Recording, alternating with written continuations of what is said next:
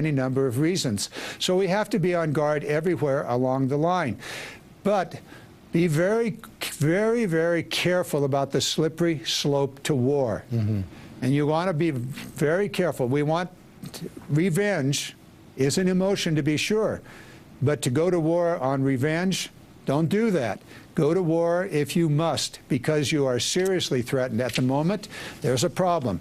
That problem can and is now being dealt with airstrikes and pulling together the countries and those who are threatened by ISIS and al-Qaeda in the Middle East. And that certainly involves the Gulf states, some of whom continue to support financially ISIS and al-Qaeda.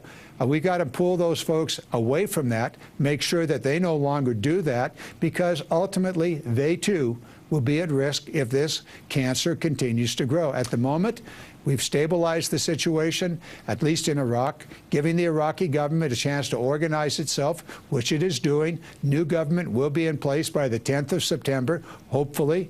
No longer Maliki, but rather a more broadly based government that has an opportunity to pull the Sunnis back into the fold and have a united government. Will it happen? Let's be hopeful. And finally, Congressman, we hear Senators Graham and McCain saying that we just can't hit Iraq. We just can't hit ISIS in Iraq. We need to go into Syria. Your response to that?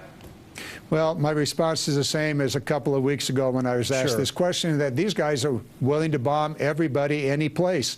You got to be careful. Syria has an air defense system, a very robust air defense system. It happens to have been supplied by the Russians. Are we going to go in there with our airplanes and put our people at risk? We need to be very, very much aware. Syria is not Iraq, and Syria has its own air defense system. So be cautious, be careful.